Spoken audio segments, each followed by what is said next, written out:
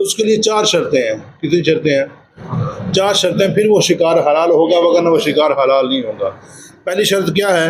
وما علمتم، تم نے اس کو سکھایا ہوا.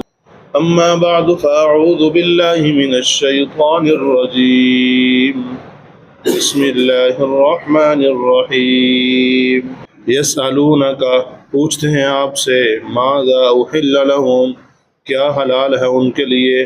قل کہہ دیجئے، احل لکم، حلال ہے تمہارے لیے، الطیبات، پاکیزہ چیزیں، وما علمتم، اور جس کو تم سکھاؤ، من الجوارح، زخمی کرنے والے جانوروں کو، مکلبین، خود چھوڑنے والے ہو وہ، تعلمونہن، تم نے ان کو سکھایا ہوا ہو، مما علمکم اللہ، جو تم کو اللہ نے سکھایا ہے. فَكُلُوا، بس کھاؤ، مما امسکنا علیکم، اس میں سے جو تمہارے لیے وہ روک دے. وَاذْكُرُوا اسْمَ اللَّهِ عَلَيْهِ، اور اس پر اللہ کا نام کا بھی ذکر ہو. وَاتَّقُوا اللَّهَ، ڈرتے رہو اللہ تعالیٰ سے. ان اللہ، بے شک اللہ تعالیٰ، سریع الحساب، جلد حساب لینے والے ہیں. صدق اللہ مولانا العظیم. اللہم صلی علی محمد وعلی آل محمد كما صليت على إبراهيم وعلى آل إبراهيم إنك حميد مجيد. اللهم بارك على محمد وعلى آل محمد كما باركت على إبراهيم وعلى آل إبراهيم إنك حميد مجيد. ایک صحابی تھے حضرت عدی بن حاتم رضی اللہ تعالیٰ عنہ. یہاں پہ شکار کی بات ہے آگے، اور جو ہے نا شکار کی روایات اکثر انہی سے ملتی ہیں. عدی بن حاتم سے ہی اکثر شکار کی روایات ملتی ہیں، کیونکہ یہ شکاری آدمی تھے اور شکار پہ جاتے تھے. اس لیے انہوں نے نبی علیہ السلام سے پوچھا، یا رسول اللہ، شکار میں سے ہمارے لیے کیا حلال ہے، کیسے اس کو کیا جائے، کیا کیا جائے، اسلامی طریقہ کیا ہے اس کے بارے میں. تو رب العالمین کی طرف سے یاد نازل ہو گئی.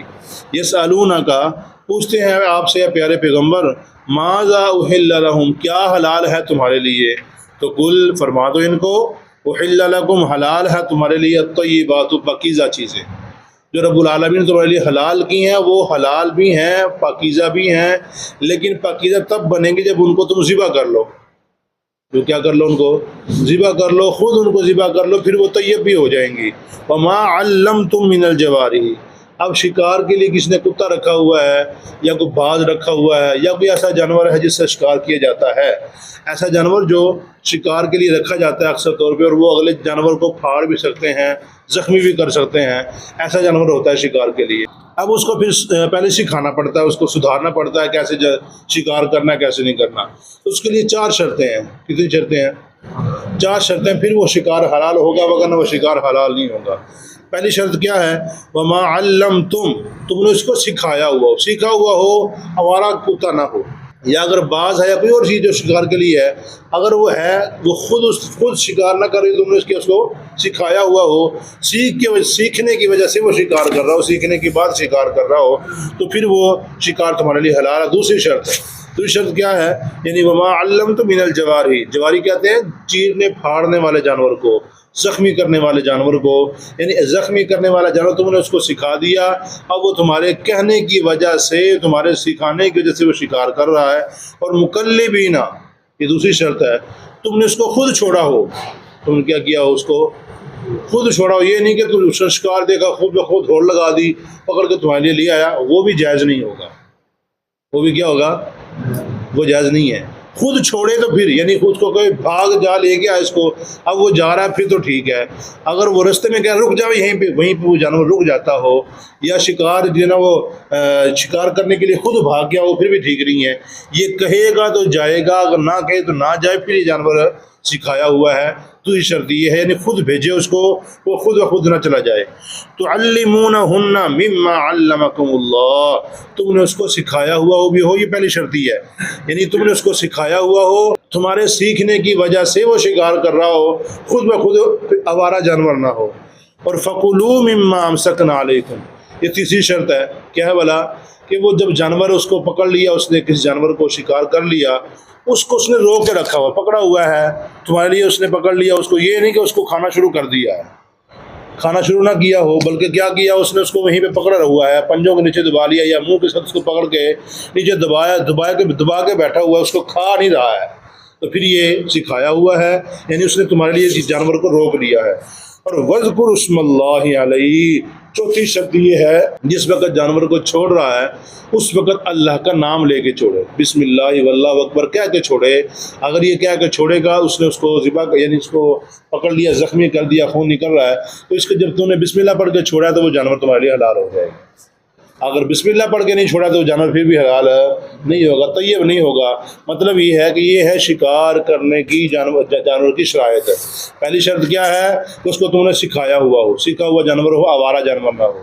دوسری شرط یہ ہے کہ تم نے اس کو خود چھوڑا ہو، خود بخود بھاگتا نہ ہو، خود بخود شکار کے پیچھے نہ جاتا ہو، بلکہ اس کو سکھایا ہوا ہو، چھوڑے تو پھر جائے، نہ چھوڑے تو وہ جائے نہ۔ اور تیسری شرط یہ ہے کہ اس کو تمہارے لیے روک کے رکھے، خود اس میں سے کھانا شروع نہ کر دے۔ اور چوتھی شرط کیا ہے کہ اس کے اوپر اللہ کا نام لیا ہو، تب اس کو چھوڑا ہوا ہو۔ تو اگر یہ چار شرطیں پائی جا رہی ہیں پھر تو وہ جانور جس کو اس نے شکار کیا وہ تمہارے لیے حلال ہے، وغیرہ جانور تمہارے لیے حلال نہیں ہوگا۔ اس نے خون نکال دیا ہو پھر جائز ہے، تبھی تو بسم اللہ پڑھ کے چھوڑے گا۔ اس نے خون نکال دیا، اس کا زخمی کر دیا اس کو، تو زخمی کا اس سے خون نکل رہا ہے پھر کوئی مسئلہ نہیں ہے، خیر ہے۔ واتقوا اللہ، اب اس کے اوپر عمل کرنے کا نسخہ کیا ہے، کیسے اس کے اوپر عمل ہو جائے گا؟ واتقوا اللہ، اللہ سے ڈرتے رہو۔ یہ نہیں کہ اس نے اس کو زخمی نہیں کیا ہے، ویسے اس کو پنجوں کے نیچے دبا لیا ہے، اب وہ دبا ڈر کی وجہ سے مر گیا، خون تو نکلا نہیں اس کا، وہ حلال نہیں ہوگا۔ کوئی سمجھائی کو نہیں؟ یعنی اس کو زخمی نہ کیا ہو، تبھی تو جواری کا لفظ پیچھے استعمال ہوا نا، زخمی کرنے والا جانور ہو۔ اب زخمی کرے گا تو وہ جانور حلال ہوگا آپ کے لیے۔ اگر زخمی اس نے نہیں کیا، تمہارے پہنچنے سے پہلے وہ جانور مر گیا ہے، اس نے ویسے دبا کے رکھا ہوا تو ڈر کی وجہ سے بیچارہ مر گیا یا گھٹنے کی وجہ سے مر گیا، تو یہ جانور حلال نہیں ہوگا آپ کے لیے۔ واتقوا اللہ، یہ نہیں کہ اب شکار بڑی مشکل کیا تھا، اب چاہے اس نے وہ خود نیچے دبا کے مار دیا، ویسے بعض جام کو چھری پھیر کے یہ سمجھ رہا ہے کہ میں نے اس کو ذبح کیا ہے، تو یہ ٹھیک نہیں ہوگا، یہ جانور حلال ہے۔ اس کے اوپر عمل کرنے کا نسخہ کیا ہے؟ واتقوا اللہ، اللہ سے ڈرتے رہو، ان اللہ سریع الحساب۔ اور ڈرنے کا نسخہ کیا، ڈرنا کیوں ہے؟ اس لیے کہ اللہ تعالیٰ کل قیامت کے دن بڑی جلد حساب لینے والے ہیں۔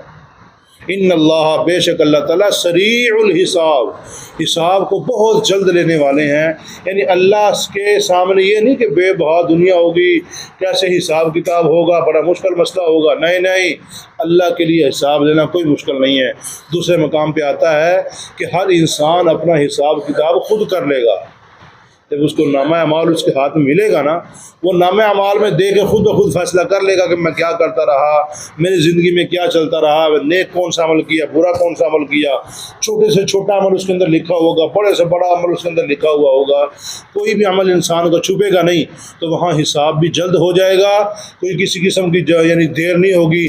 اور پھر دوسری بات، انسان حساب کتاب خود بھی کر لے گا۔ اور تیسری بات یہ سمجھ آتی ہے کہ اللہ کے لیے جب انسان وہاں پہ جائے گا، کوئی بھی انسان غلط فیصلہ نہیں پائے گا، بالکل ٹھیک فیصلہ ہوگا، ہر انسان کے بارے میں اچھا فیصلہ ہوگا۔